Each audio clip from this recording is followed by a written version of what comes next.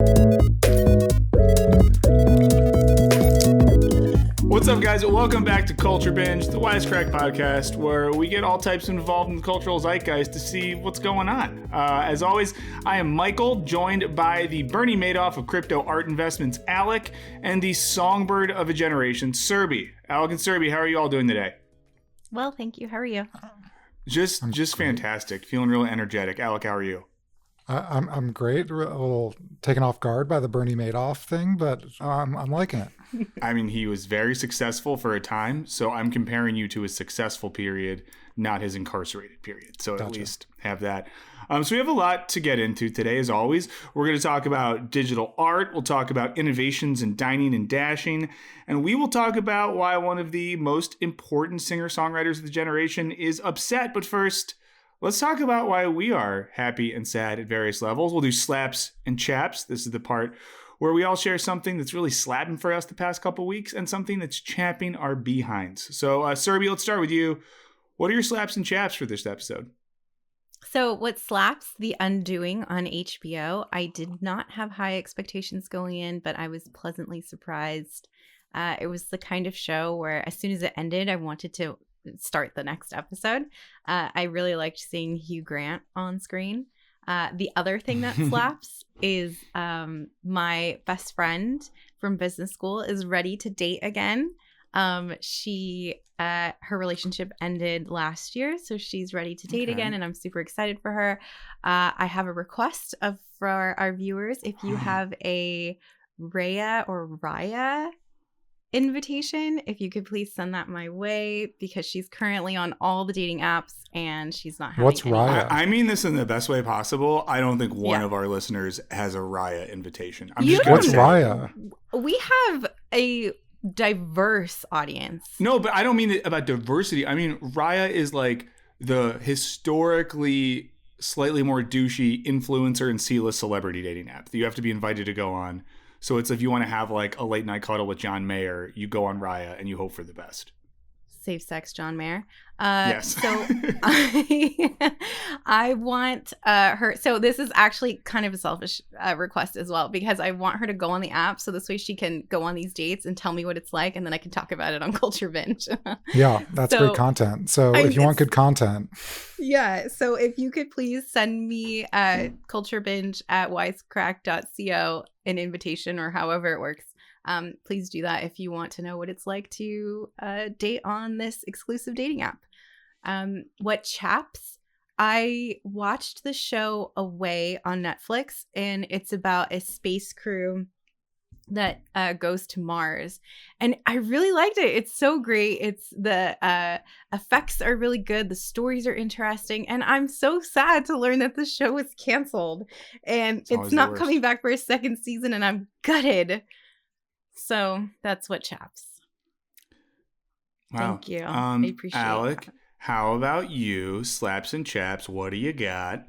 I just read this book that I thought was really interesting. It's called Disobey by Frederick Gross. He's a philosopherman. Yeah. And is just that Gross talks, like Grosz? Something like that. Okay. Yeah. I know that is.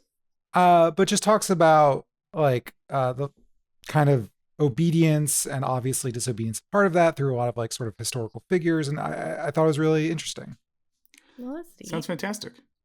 As far as what chaps, nothing. The world is perfect, and I resent this segment. Wow. Well, there's the prince of positivity, the opulent overlord of optimism, Alec, avoiding chaps once again. I'll do mine real quick. I kind of want to do two slaps, so maybe I will very quickly. They're related but opposite things. First slap, American Idol. Been watching it, loving it. And it's a shock. You would not think that I would love that show. Here's why I love it. Because in these dark times, it's like a pure celebration of random ass people having creative talent and hope and joy. And it's the most I've ever cried in my life, is just watching American Idol on Sundays. And also, I just like how nice they are. You know, like so there's no more Simon Cowell. No, it's Lionel Richie, Luke Bryant, and Katy Perry. And I low key stan Katy Perry. She's just funny. She has these crazy outfits, and she's just really nice to people, and they seem to believe in them. And even when they tell them they're not going to make it, they're like, "Yo, like here's 3 things to work on. We still believe in you. This might not be the best for you right now." But I don't know. It's just kind of it's a truly feel good show up until this point. Maybe it'll get into bad vibes once they get past the audition thing. And then just in terms of bad vibes watching, since I've watched it, I've still been thinking about Adam Curtis's recent documentary, "Can't Get You Out of My Head," which you can find online, which is basically about like why we're all screwed and how deeply we're screwed. So maybe you watch the Adam Curtis thing, then watch American Idol if you need to feel better about it. For Chaps, I'll just say this really quickly. I was really annoyed by the online discourse about one line in WandaVision that took over the internet recently. And the reason I didn't like it is because it was sort of like a young person who's an aspiring screenwriter being like, I really like this line. It was great. And then all these jaded old professional screenwriters being like, fuck you, idiot. And I just didn't like it. I feel like it was a bad vibe. And I feel like everyone's having a bad year. And I get it. But I feel like the vibes are getting a little too froggy and people should chill out a little bit. That's all. I know it's kind of vague. What is grief but love persevering? And they're like, this is the greatest line ever written, which I don't think most of us agree, but no, definitely not. But I think there's a writer, comedian, a very brilliant person, Heather Ann Campbell, who I'm a huge fan of, who tweeted something to the effect of like, the line was fine. You all are being ridiculous. Are you able to share what the line is or no? Oh, Alec just said it. What is grief but love persevering? Yeah. Oh. But it's in a goddamn superhero show on Disney Plus. It's a fine line. But the most annoying thing about it was people roasting the person who said it was good. And a lot of them were professional screenwriters. And it's like, what are you all talking about? That is like the stuff that gets made is corny like that. None of you are freaking new wave French filmmakers who are producing abstract art on celluloid. Like the industry is a market and commercial driven thing where a lot of stuff sucks. Emily in Paris rules the world. So who are you all to act like, you know, the people who are writing for TV shows in Hollywood are like the scribes of a generation. Just so corny. Bad vibes. Didn't like it. Yes, I got real negative and I apologize for that. Watch American Idol on ABC Sunday nights, 8 p.m. Pacific time. Okay, well, those are our slaps and chaps. Thanks for doing those, even if Alec is going to continue to protest against chaps, which is his right to do. Before we get into our topics, just a reminder, subscribe, rate, review this podcast. It would be meaningful to us, and it'd be especially meaningful to us if after you give us a 5-star rating on whatever platform you choose to rate us on, I don't know, you maybe tell us which film genre we would all be. Maybe you want to say that Alec has the vibe of like a late 80s cyberpunk movie. Maybe you want to say Serby's vibe is sort of like a mystery thriller. Maybe I don't know, like Disney. A student film someone found in a trash can.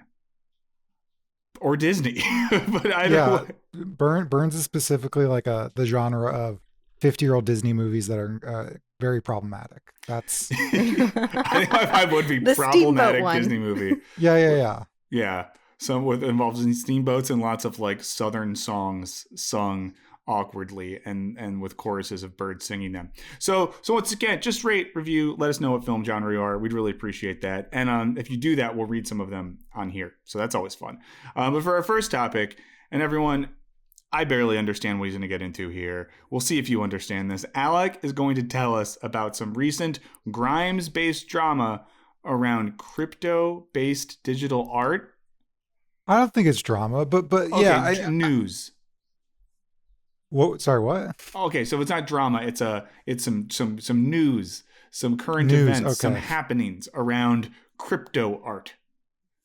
Yeah, so there's these things called NFTs. They stand for non-fungible tokens. We'll sort of explain that in a second. But the basic premise is that if you have a one-of-a-kind art piece in real life, you know, like a Van Gogh or something, you can spend millions of dollars to buy it and be the only person that has that. Sure, there might be replications, forgeries, etc., but you've got the real shit. So some people decided that they need that for digital things that have no scarcity. Like, of course, there's, you know, a million different replications of the same GIF GIF, whatever you want to call it. So a non-fungible token is a way to sort of, through blockchain and cryptocurrency, ascribe like a singular value, non-fungible, which means not sort of tradable, interchangeable, etc., to a piece of digital art.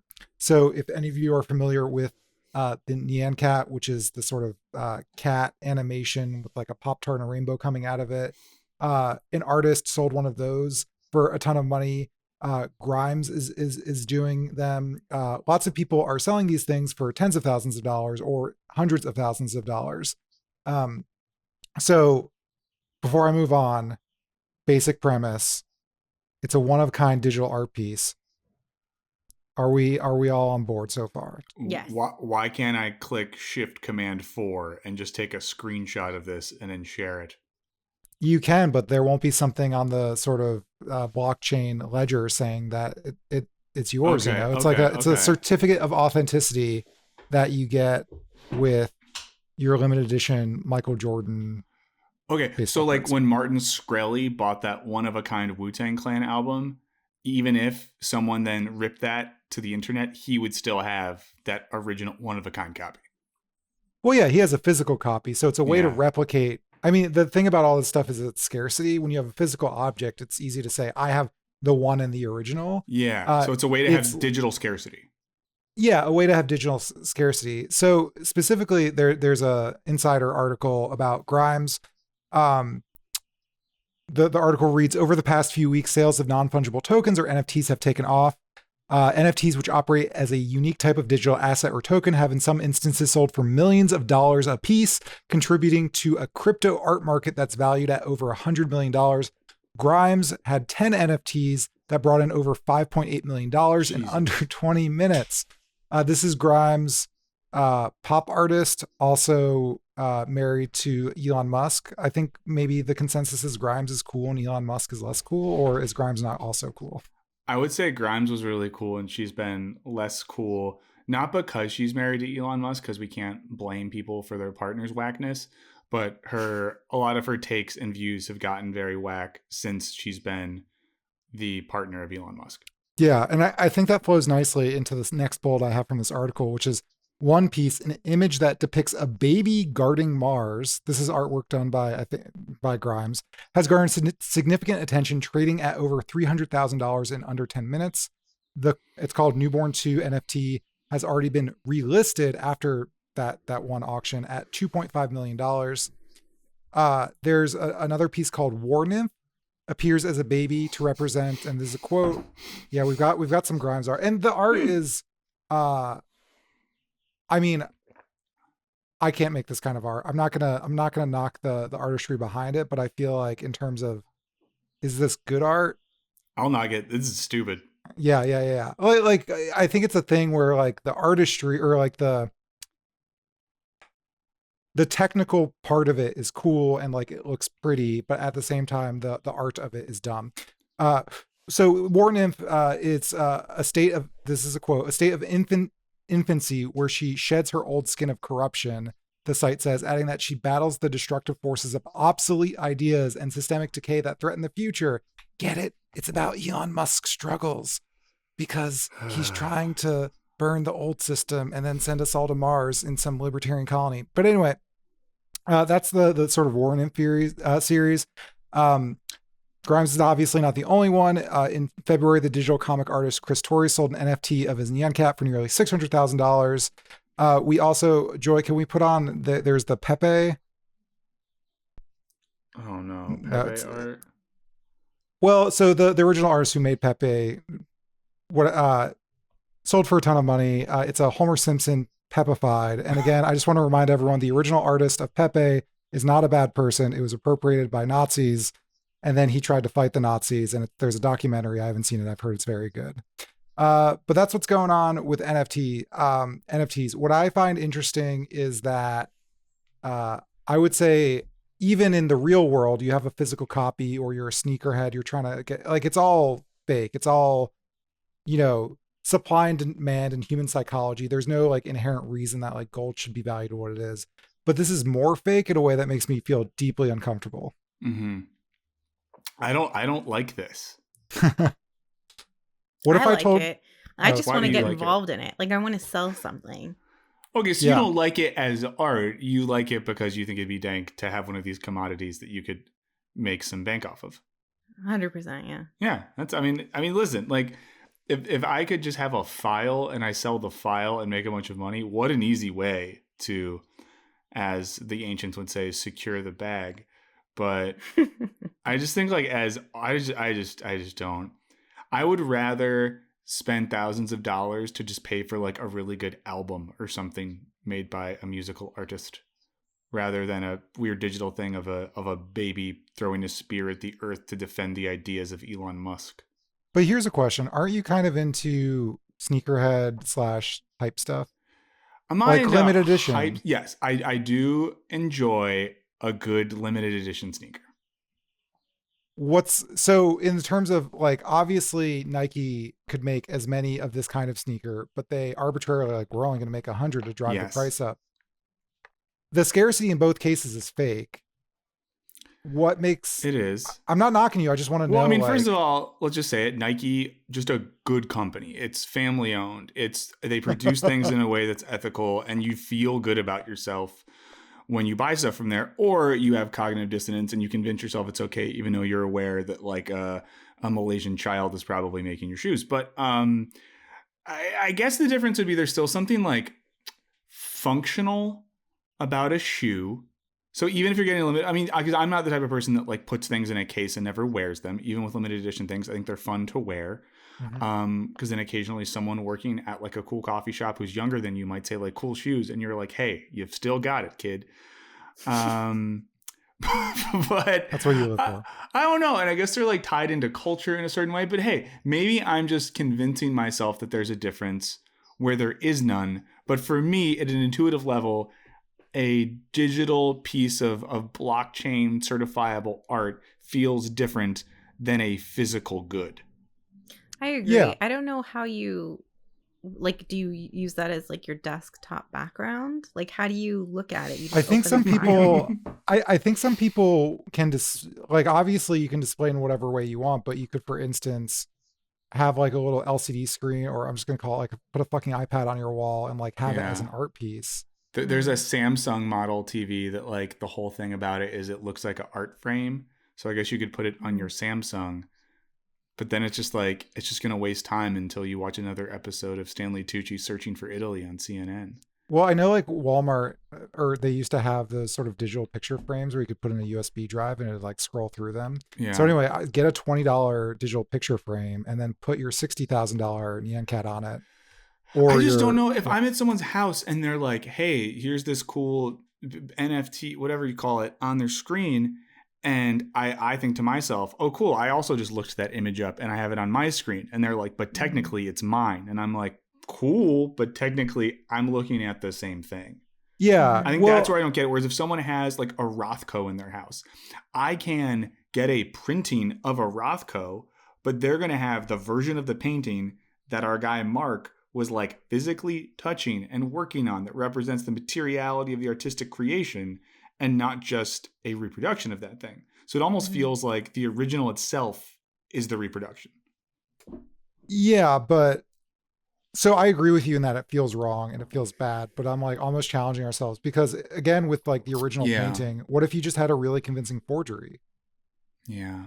And like, does it like, if you've convinced yourself the forgery is real, does it matter? Or if your friend has a real and you have a forgery, this is the same thing with diamonds, right? You can't tell the difference between a man-made diamond, so the diamond industry will make up ways to be like, you can totally tell the difference because we put this laser etching that it's a real and not a man-made diamond. But the point at which like you can't feasibly tell, obviously there's a difference between a mass manufactured print of a Picasso and like a compelling forgery, Well, is the point here that just everything boils down to the stories we tell ourselves about ourselves and the things we consume? And once we dig a little deeper, we see that our entire social existence is just a bunch of interwoven false narratives. Yeah. Oh, I think you nailed it. I feel like I'm surrounded by technology all the time. Like I'm constantly looking at a screen all day for work. I have my phone. I have a television. The last thing I want is another screen in my face, like shifting things, like shifting pictures and stuff. Like I don't need that. I don't know why But I'm not in, I don't know. I feel like it's a very interesting idea for a very niche group of art enthusiasts. Any final thoughts on crypto art? This has been very interesting. I feel like we've all learned a lot here. Wow. And sorry. No. Wow. I asked y'all if you felt me and the crowd left me stranded. Okay, well, let's move on. So let's start with this, okay? Have either of y'all ever dined and dashed in your lives? And note that anything you say on a podcast is not usable for evidence in court. So that's the law. No Dine N Dash. Alec, have you ever dined and dashed? Never done that. I don't think so. I think it might have been suggested by my friends once. I was like, no, we're not doing that. Yeah.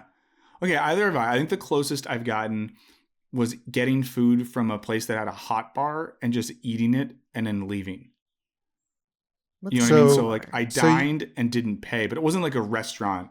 It was like more like nobody served you. No. So I just stole food inside of an upscale grocery store.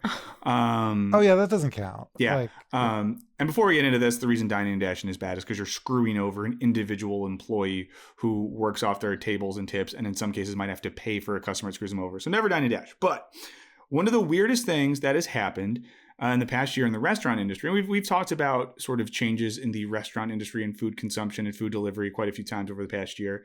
But this is a story that kind of bummed me out. And it's about a new form of dining and dashing that's taking place that's actually led to one of the most popular restaurants in Los Angeles to shut down.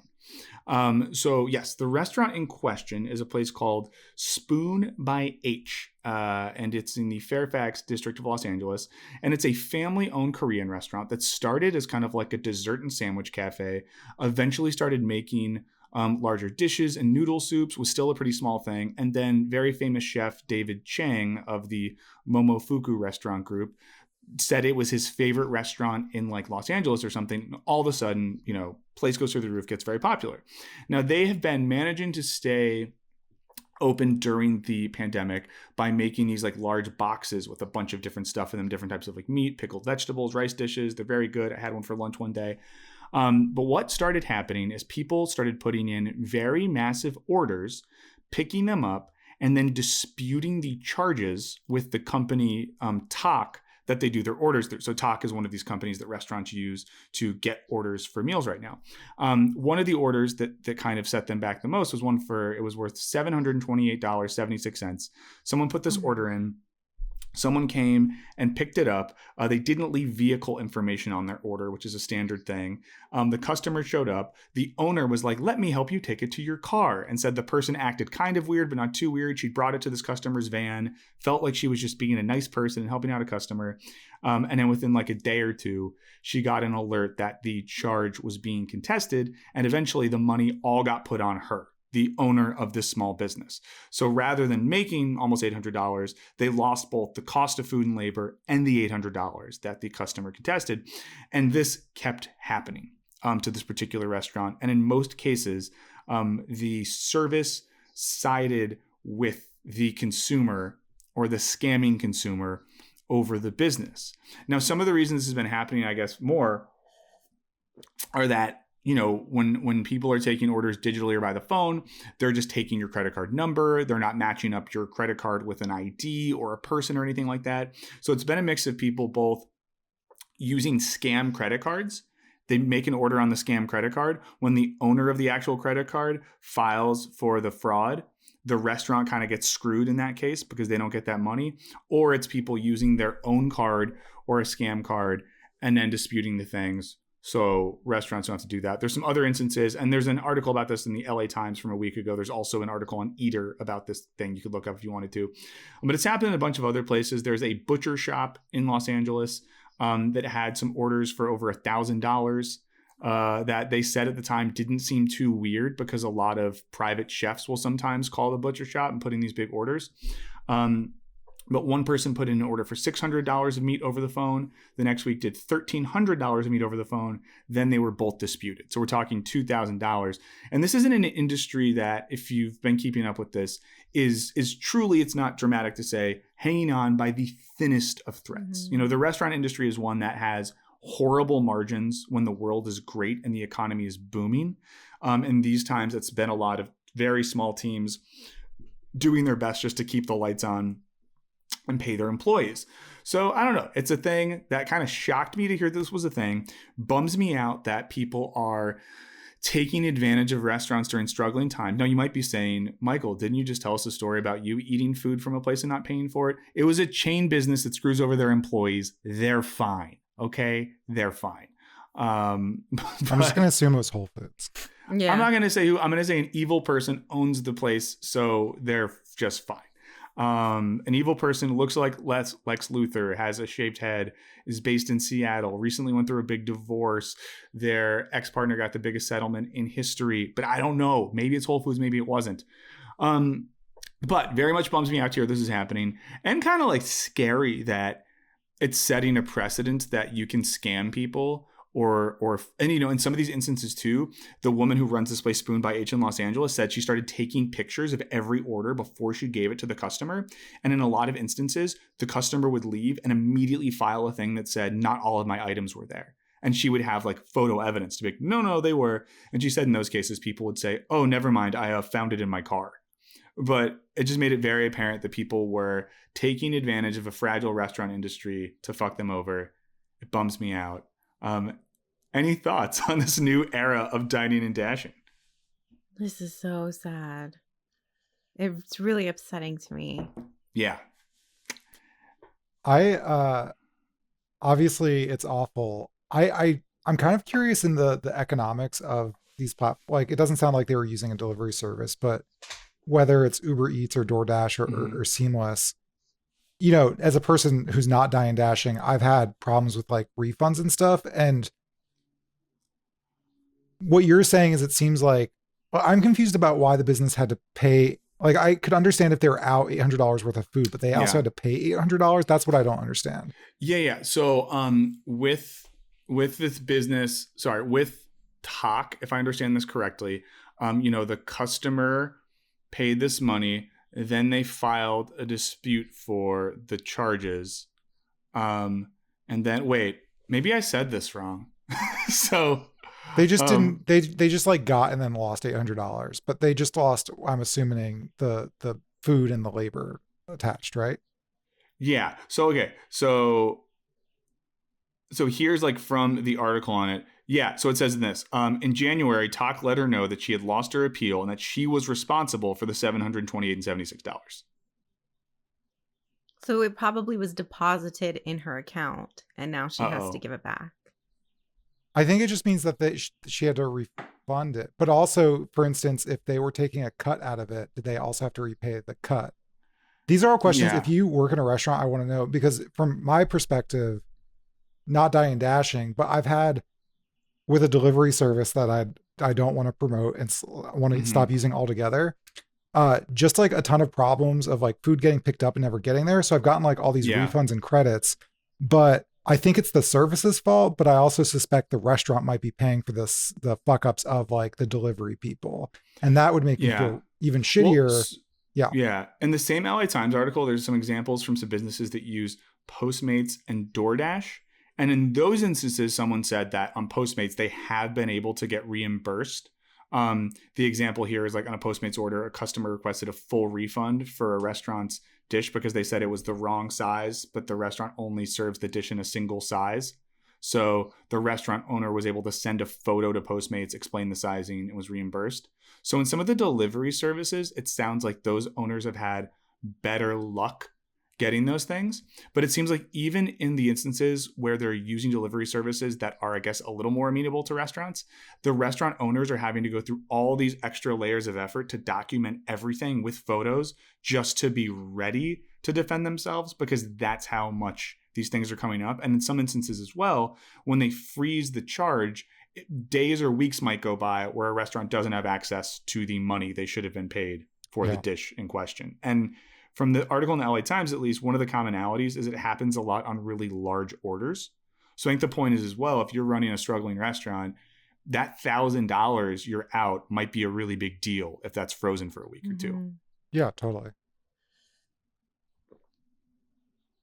Yeah, it seems like in the case that I'm thinking, which again, well, two things. I think it's probably worse because people feel like maybe, not in this case because they were picking it up and then charging it back, but I feel with Seamless, DoorDash, etc., there might be an added component of like, I don't actually have to see a person, and I feel like I'm scamming DoorDash when in reality they might be scamming somebody Yeah. else, depending on the policies of the company, whatever. But also with the delivery thing, yeah, I don't know. It's just all so fucked up. And these companies, I've been refunded so much from one delivery service because nobody came to pick up the order. I'm like, they would have kicked me off if they were paying for it. The restaurant must be making Yeah. the food and throwing it out, which also makes me feel awful, which is why I don't want to use the service. I mean, it does feel like the delivery services are in the best position because a lot of the problems can be put onto either the delivery drivers or the restaurants themselves. And Yeah. it seems like and I don't understand the full legality of this, but I know in terms of the delivery services treating everyone involved as like private contractors and treating themselves as simply a platform for the transaction rather than a business. It seems like that gives them a legal liability such that they're not on the hook for any of this, so that the people getting screwed over are underpaid drivers and struggling restaurants rather than the billion-dollar funded Silicon Valley corporations that created the platforms. Yeah. That makes me sad too, because recently I've been ordering most of my orders from either Instacart or Whole Foods have had some kind of a problem. Like, for example, I ordered flowers from Whole Foods, and when I opened the flowers up, they were all a lot of the like rosebuds were like cut off the stems. And so I was like, Weird. how did that happen? Yeah, so it seems like maybe some kid maybe like ripped them off or whatever. And so when I like said there was a problem with the product after I did it, I thought, oh no, does the driver get in trouble for that? Like, are they going to get penalized, or does the money just get refunded from Whole Foods? So same thing with Instacart. I cut apples and all the apples were rotten inside. Whoa. So is the driver, like when I say the quality is bad, does the driver get penalized, or is it the like Instacart? So if you work at one of those places, so now I just haven't been disputing anything because I don't know who gets in trouble, and I don't want the delivery person to get in trouble. So I just throw everything away. Yeah, and that's a rough position to be in as like let's call it an ethical consumer who doesn't want to screw over, a delivery driver or a business owner or whatever. Yeah, I guess it can lead to situations like that where maybe then you don't want to complain because you don't want to screw someone over, but then it's like, whose fault is it? And then if we're not complaining or, because of that worry, then Bezos and co are good to go. Yeah. It's just a big bummer. The one positive angle on the story in Los Angeles is the restaurant Spoon by H. Someone did set up a GoFundMe for them. They didn't set it up themselves and raised $50,000 in like a week because they were a beloved restaurant. So they might, I guess, try to reopen, but as of a week ago, they officially closed down because they were unsustainable with all the disputed charges that were happening. But I don't know if anyone who's listening to this is a scammer. Don't do that type of scam. Scam a major corporation, steal food from a big business. Just make sure you're not screwing over local businesses that are trying their best, Yeah. Or don't do any crimes. I don't know. Yeah. Crime is, we don't stand for crime. Yeah, but is it a crime if you're just trying to eat? Isn't that what Les Miserables is about? Which I've never seen nor read. Okay. All I know about it is memes involving Anne Hathaway. Okay. If you do that, you're not a nice person. If you're listening to this and you've done something like this, you should have higher standards for yourself and don't be unkind that way. Well, and it brings up the question too of, would people do things like this if they had to look people in the eyes when they did it? Do all these layers of digital distance make it easier for us to act like sociopaths because the people don't seem real? It's just an app. Yeah. Yeah. Some people would still be doing it, but more people are going to do it because they don't. I mean, like, same thing when you steal a bunch of credit cards, you're not thinking about all the people. And to be honest, like, my credit card's been stolen. It's been fine. So whoever stole my credit card, I don't mind. Oh, so I have an unrelated story. It's just really embarrassing. I have to share it. So my credit card information was compromised during like a big hack at a big store. So my credit card company kept sending me new credit cards like every month or so to prevent like, I don't know, fraud or whatever. So I would be at a restaurant with friends or whoever, and my credit card kept getting declined.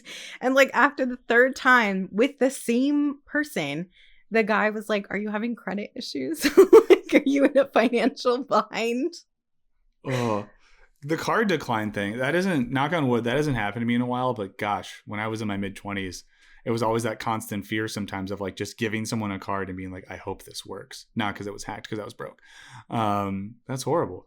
Okay, so stop here by saying scam ethically. Don't be a dick and do stuff like this. Don't dine and dash in any way, shape, or form. It's not good. It's screwing over local businesses. It's bumming us out. Speaking of people who are bummed out, who are pissed, who feel like injustice has been done to them, Survey, tell us why Taylor Swift is upset. Oh, Taylor Swift. Okay, so first, let me give you some context. There's a new show on Netflix called Ginny in Georgia. It's about a woman and her teenage kids who move to a new town, and the mom is a bit immature, and there's quite a bit of mother-daughter tension. Basically, it's like a lamer version of Gilmore Girls, if anybody has seen that. And if anybody has seen that, yes, we've seen Gilmore Girls. Anyway, there's been a lot of buzz about this show, and it's currently the top viewed show on Netflix right now. And the show probably would have like faded into obscurity if a tweet wasn't sent yesterday. And the tweet in question was sent by Taylor Swift, who said the following: "Hey, Ginny in Georgia, 2010 called and it wants its lazy, deeply sexist joke back. How about we stop degrading hardworking women by defining this horse shit as funny? Also, Netflix, after Miss Americana, this outfit doesn't look cute on you. Happy Women's History Month, I guess." And Miss Americana is a Taylor Swift documentary that was released on Netflix about a year ago. And she also included a broken heart emoji. So she tweeted this in response to a joke that was said, and the scene. So let me set the stage. So the mother just found out that the daughter is sexually active. The daughter, I think, is like 15. And at one point during this argument, the daughter says, "What do you care? You go through men faster than Taylor Swift." So this Taylor Swift tweet has set off a firestorm of reaction. So on one side, we have all of her fans who are bombarding the Netflix Twitter account with angry messages. Every tweet the company sends out about, whatever, any marketing promotional thing they have going on, the Taylor Swift fans will go and all the replies are about Taylor Swift. The actors in the show are receiving negative comments. The young actress who said the joke is particularly being targeted on Instagram. And a lot of publications are debating the merits of the joke and whether Taylor Swift was right in feeling upset. And so this is the line of thinking that I've seen emerging, the one where people are finding Taylor Swift's reaction a bit hypocritical. And before I start, so this way no Taylor Swift fans come after me, I'm not saying Taylor Swift is wrong in feeling upset, but the reason why people feel like her reaction is a bit strange is that she's made a career as a singer-songwriter who puts her personal life at the forefront of her music. So one of the prominent ways she writes songs is that she talks about her relationships. She talks about how many men she's dated, or not how many men, excuse me, how her relationships have not worked out. And in one of her songs, she even says, "I have a long list of ex-lovers." And she talks about these relationships in her music and in interviews. So the argument that these people feel is that the writers on the show are merely repeating what she's already said herself. And I think the joke is lame, and I think it's kind of a lazy attempt at humor. I think resorting to the storyline of a woman who dates around is kind of a slut. Like, I think that's like, we're done with that kind of joke now. But I do find it interesting that people feel like she has relinquished her right to feel offended just because she has incorporated her dating history as part of her narrative.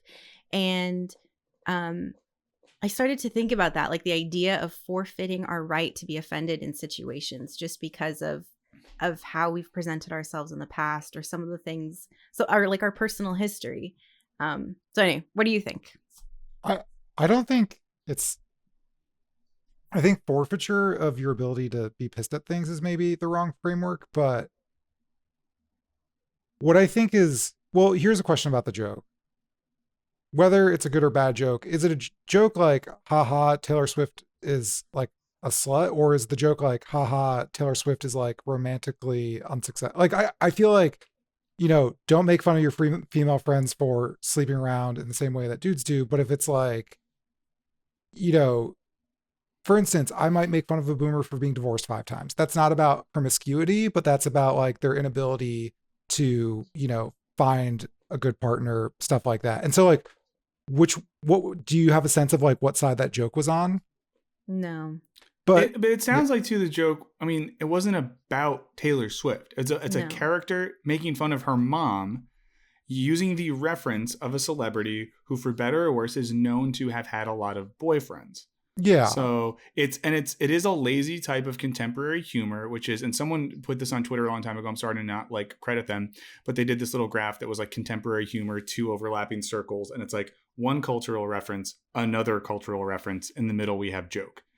Yeah. So it's lazy. It's not like a good joke, but I also think the other thing is, and this is also, I think, from some kind of tweet, and sorry to the original author, but the other tricky thing is, it's not that, like, there's, I think, an idea going around that fictional characters need to be like standard bearers of like morality, like capital M morality, which like isn't true. Maybe the purpose was to have the daughter say an insensitive, hurtful thing that is problematic in a lot of ways, but like that was the show writer's intent. Maybe it wasn't. Maybe the show writer was like, haha, Taylor Swift slut joke funny, or something like that. And so I don't know. So I don't think Taylor Swift has forfeited her right to be mad at stuff. At the same time, there's a certain irony to like bully these people. Not that she's saying this, but like having her fans bullying people who were not involved in the writing of the joke, such as the actress who said it, to be like, you're an awful person. I think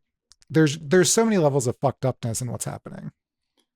Yeah, I'm just kind of out on this one. I think that, like, sadly, for better or worse, like, that's what contemporary humor has become in TV shows and like adult animated shows.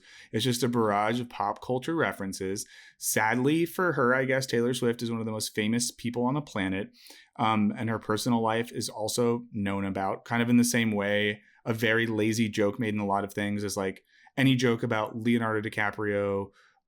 You know, he hasn't dated anyone older than a college student, or whatever it might be. There's just like, you know, it's a thing that happens. And obviously we live in a misogynistic culture, so joking about Leonardo DiCaprio is different than joking about Taylor Swift.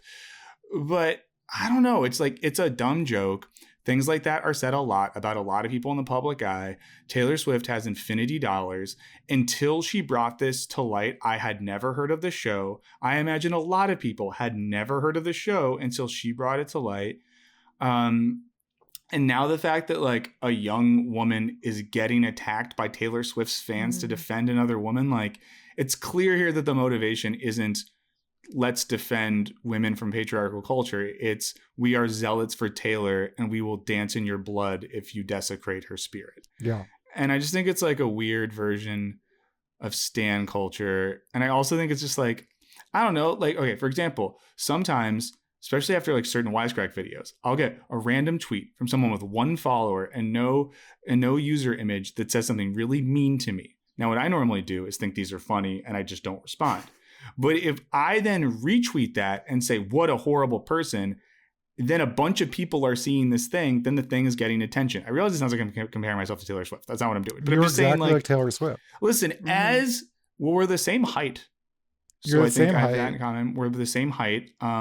We both play guitar. You were in a public feud with Kanye West. I was in a public feud with Kanye West. And I dated John Mayer when I was very young. Yeah. Same-sex John, safe-sex yes. John Mayer. Safe-sex John Mayer. Love that reference. I'm glad. Shouts to anyone listening who gets the reference. But Well, I know you don't, Alec, and I'm not going to tell you. I like that Serbia and I get a thing that you don't get. It's fun. But I don't know. I do think this is overblown. And I also say that I'm just like a dude, and maybe there's some irony in me not taking it seriously. But I think the thing is a little overblown. And I think if you have infinity dollars, sometimes just like enjoy your infinity dollars. I feel like I'm having a hard time believing that this is the worst joke or the worst thing that somebody has said about Taylor Swift. That she needed to be like, not. You know what? Fuck this. This is deeply sexist. Kanye West had a song where he talked about like fucking her, and that was a whole thing. That was maybe not nice, even though there was a call where she said on the phone with Kim that it was okay. Snake emoji, snake emoji, snake emoji. Yeah. It seems like also I hate to do this about like I hate people, someone's like, this bad thing happened to me and I'm a woman, and they're like, obviously you're doing it for the publicity. That's bad. However, is it like Taylor Swift, especially with the Kanye thing, maybe has a history of being mad at things for publicity purposes? Yeah. Well, also too, Taylor Swift's in this period of her career where I think like everyone's moved past the weird Kanye beef.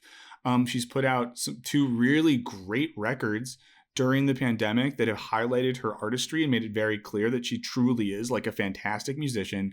It's just sort of like, now that you're at that point in your career, I just think it's dumb to engage in this type of shit. Because you know what? Like, there's a lot of famous singer-songwriters and artists and filmmakers that people talk shit about on the internet or on Netflix shows that no one's going to watch after 2 weeks. At a certain point, you got to let that go. And I think there's a line. I don't know exactly where the line is, but like, if you are a public figure, people are going to continue to make dumb jokes about you in stand-up and dumb comedy shows and in their tweets. And at a certain point, I just don't know how worth it is to engage with those sort of things. So, Serby, do you think she's given up her right to be mad at that? Seems to be both of your takes. I don't think she has given up her right, but I agree with Burns that I think she should. I think she's at that point in her career where this should not be the hill she's going to die on. Yeah. I mean, to quote her friend Kanye West on this one, there's a line, I forget what song it's from, the Graduation album, where he says, yeah, I think he could, but I don't think he should. And I think that logic is here. Could Taylor Swift reasonably get mad at this and make a public thing? Sure. Do I think she should? Nah. I think it's irresponsible of her too. Like, she knows how passionate her fan base is. What did she expect was going to happen? Like, they're going to attack the show, like the actors and stuff like that. Like, how? Yeah, an actor who, like, let's say this, Netflix doesn't pay a lot, everyone. I'll just say that Netflix screws their actors over more than anyone else. Open secret. So some young actor, maybe this is her first big gig, who got paid shit to be in the show, is now getting attacked by people because she read a line she was paid to say because it was her job and she was doing it. I don't know. That's just, I think that's shitty. The last thing I'll say is the amazing Twitter comedian who pretended to be the author, the creator of Emily in Paris, is now doing this with that show. And just like, yeah, I wrote that joke, Taylor, you got a problem. And I hope she ends up on BBC. She got so many, she's been posting like DMs of Taylor Swift fans who are like, fucking kill yourself. I also love that too. These people that are like, defend Taylor by telling strangers to like die. Yeah. Just no one never be a fan of anything. I think that's the main lesson. Yeah. Just like things, but just don't really be a fan of people. Listen, I'll say it about all my passions. They will all disappoint me someday. And they probably suck in some way, and that's okay. Listen, I love Bruce Springsteen's music. He made a stupid Super Bowl commercial, and I can deal with that because I'm not obsessed with the person. I appreciate the art that he makes. Speaking of appreciating people, we appreciate you. And we appreciate when you call us. We appreciate when you email us. It means a lot to us. I truly have, sometimes everyone, so you know this, I want to write back to emails a lot, but I still don't know if I'm allowed to. You're allowed friends to. Friends and fans. Okay, so I just learned this. I often want to write back to an email and be like, oh, that's a good question. That's blah, blah, blah. And I'm like, am I allowed to? I don't know. Our HR department never walked me through that in my onboarding process. So now I can write back and call back. I'll call you too. Leave your numbers. Don't leave your numbers. But you can email us at culturebinge@wisecrack.co. No M. culturebinge@wisecrack.co and call us at 213-534-8807. That is 213-534-8807. We love it. It means a lot to us. We consider you a part of the community, part of the family. And if you don't talk to us, we're just talking to a void like a bunch of dummies. So, Alec, what do we got this time? The first one, we've got a voicemail. Can we play that? Hi, this message is in regards to your last culture binge. My name is Ariel, and I just want to say I am from Nevada, Michael, and the way you said Nevada made me cringe so hard. It's Nevada. It's very important to Nevadans to say Nevada, and Serby got it right. So I'm very happy Serby got it right. But yeah, it's interesting about this company town thing that Steve Sisolak is promoting. It seems that it would be in areas that are technically outside already established areas where people live, but they technically new areas. But I do agree it's concerning. It does remind me of company towns, and yeah, I can't say I'm completely signing on, but I can't agree. It's not a crazy Republican who's running the state. Steve Sisolak is a Democrat, so all kind of strange. But all right, thanks, and you guys do a great show. Bye. Thank you, Ariel. I'm sorry. So it's Nevada. I'm never going to Nevada. remember it. Like, Can I just say this in my defense? I was raised and educated primarily east of the Mississippi. The West has been another country to me my whole life. I had not been to the West until I was an adult. I'm learning, and I thank you in teaching me these things. Just Thank call you for California or some weird shit. I just call it Cali. Cali. Oh, I know. If I really talked like that, I would want to. Never mind. I almost said something violent. I would not like myself if I was someone who talked like that. Yeah. All right. So that's the last voicemail, but we also have some great emails. I think we have time for 2. The first one is from Ben about vaccines. It's our favorite topic. Ben? Specifically, what is the morality of getting a vaccine in certain circumstances? I love to rack my brain about this, but this is from Ben. Hi, I live in Maryland. I have a medical condition that puts me in CDC's special prioritization group 1C, but Maryland, for whatever reason, put me in group 2. Maryland is also behind in its rollout and seems to have stalled at the moment in 1C. Would it be wrong to lie about my category since I should belong in category 1C and skip in line in Maryland, or go to DC where I lie about my residence and get my shot there? I am a transplant recipient, and the fatality rate for people like me is 1 in 5. There is even a good opinion piece on CNN from a transplant recipient who got her shot sooner just because of her job. I feel like it'd be okay since Maryland screwed up, but I feel like jumping in line could just be reinforcing my privilege as a white upper class male who has a job that can telework for the foreseeable future. And I could be jumping in line in front of more vulnerable people who don't have that luxury. However, at the same time, my wife works in schools and I will return soon, and I have an infant starting daycare soon that would expose me to it. I'm torn. What do you think? Thanks, Ben. Why are you putting this on us, Ben? I want to preface this by saying legally, I don't think I can encourage you to do a fraud, but I will just say, like, on the ethics of breaking crime from a philosophical standpoint, I think you're fine. Here's the thing. And like, there are people in my life with similar things. Like, I think lots of people make excuses about why they should have the vaccine. And I think most of them don't. I don't think you're one of those people. I think some people are like, oh, well, I'm a perfectly healthy 25-year-old, but I really want to do this like non-essential travel. And therefore, like, I'll get it. So I'm going to lie and say I work, at my friend's restaurant.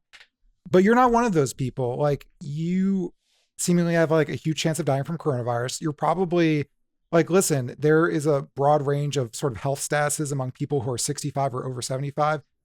You're probably better off than some 75-year-olds, but worse off than other 75-year-olds. And so, when the government makes these things, they're sort of imperfect categories. I think we should do our best to abide by them. But I think for people in severe circumstances like you, I don't think I'm going to sit around and be like, did you hear about Ben who's got a liver transplant and, decided to skip in line? Like, I don't think it's that. I mean, the other case I know is, I know a couple people who are at risk and have shitty state rollouts, and so traveled state lines, and maybe they didn't ask right questions. I know in another state, it was like you needed 2 comorbidities. So having cancer wasn't enough. You need to like have cancer and smoke. So maybe people fudged those things. I'm not mad at those people. I'm mad at the people who are like, I don't need this, but I'm going to get it. And also at the same time, I think people are legally eligible, people who work at hospitals, but maybe work from home. And I don't think they're bad people. I think they are not going to sit around and let vaccines go to waste. So I'm saying like lots of eligible people are getting it who are probably a lot lower risk than you, and they shouldn't even feel bad about it if they're legally allowed to do so. So I don't think you should feel bad about it.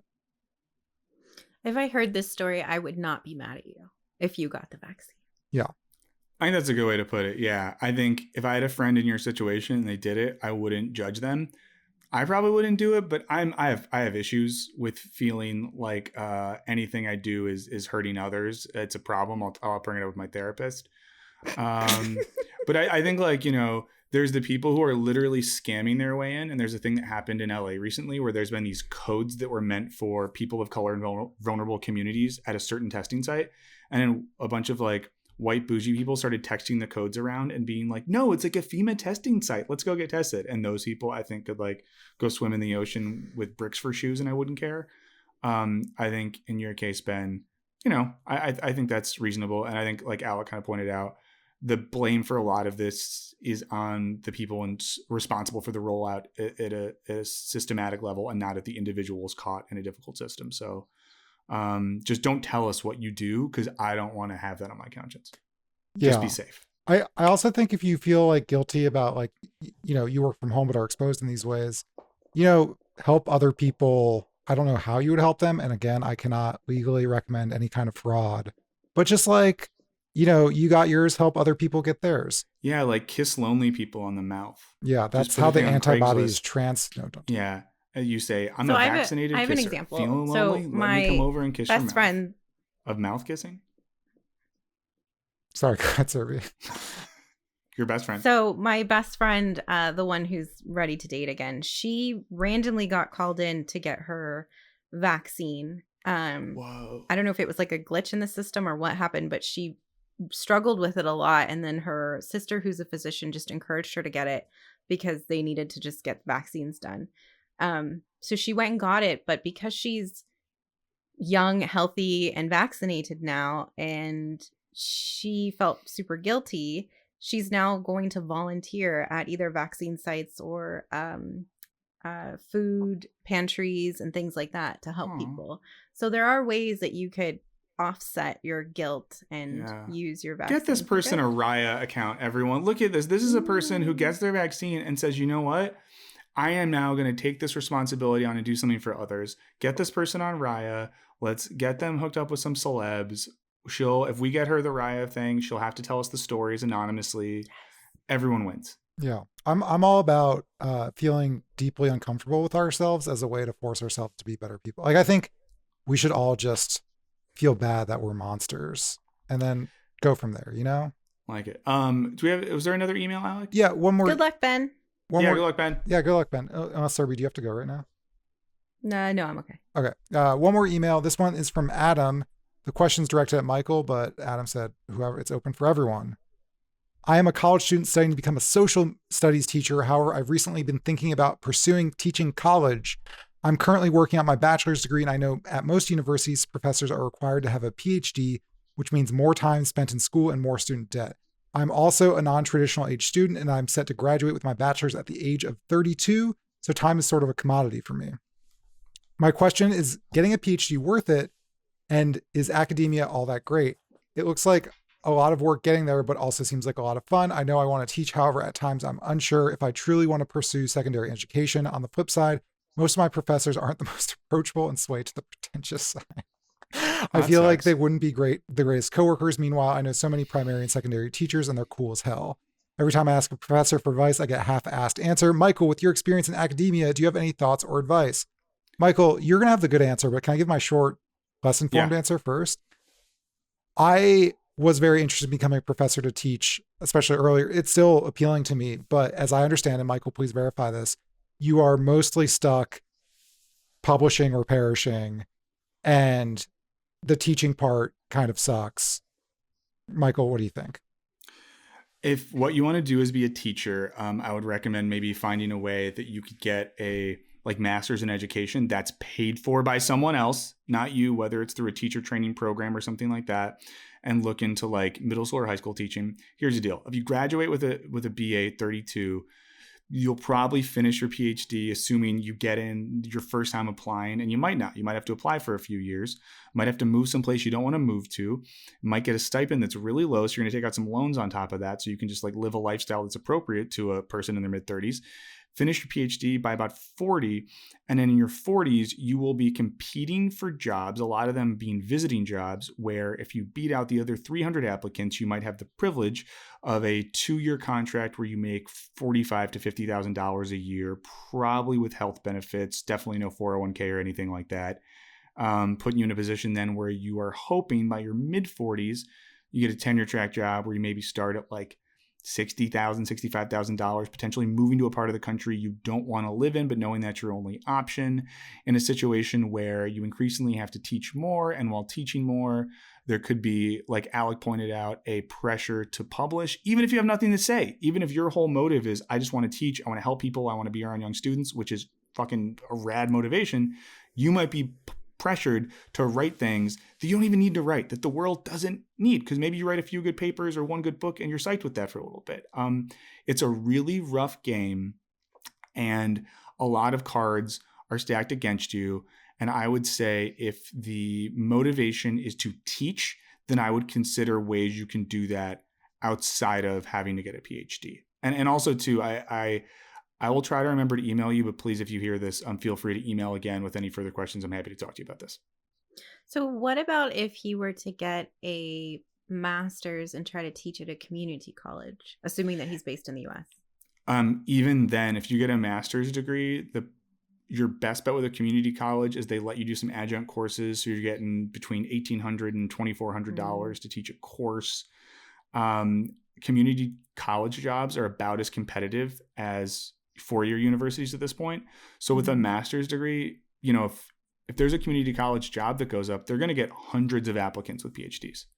So you're still going to be kind of in a shit out of luck position in a lot of cases. Yeah, I know a person who teaches. They've got a career. They're a researcher, but they teach a public health class at their alma mater. In the first couple of years, I think they were pretty psyched about it. It doesn't pay a lot. They have a full-time job. It's not their financial stability. And I think, you know, after the third year of just teaching this one class, it became a grind, which isn't to say that it would become a grind for you, but I think kind of like the master's thing of like maybe find ways to sort of like kind of like teach on the side if you really want to. Like I would personally love to do that, even though I know it's a horrible career, but like I have a job. I think it would be cool to teach on the side. Yeah, if you have a master's degree and you live in a place where you have access to a few different institutions, many of which aren't like, you know, tier 1, you could probably get in there and like teach a class if that's just like what you want to do. But I don't know. I just think if you're interested in teaching a subject that is taught at high schools or middle schools or whatever, I would just go that route. Remembering too that the pay at a lot of public middle schools and high schools is just as much as you would get starting out at university.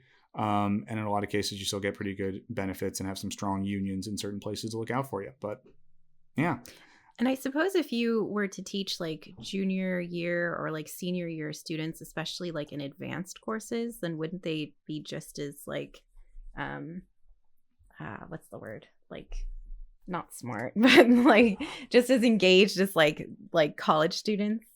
At least that was my I think experience. just as engaged. And the problem with college students in a lot of cases is they're like overworked already. They're, you know, and this isn't bad. I don't morally judge them for this, but they're like partying a lot, doing other stuff. Mm-hmm. It just might not be a priority. I think that I know I have friends that teach at the middle school and high school level that have a lot of positive things to say about it. So, but we should probably wrap up here. We've gone for a little bit. So thank you so much for all these calls and questions. We want more of them. So culturebinge@wisecrack.co for the email, 213-534-8807 for the phone. And also just shout out to everyone who, after our last episode, joined that hi-ho beta and that we've been able to talk to on that app. That's been fun. So do that as well if you want to talk to us there. Before we end, if you do want to bug us in a way that doesn't involve email or text, you can find us on the internet or at home. Serby, what's your internet home? Where can they find you? Surrey Patel 22 on Twitter.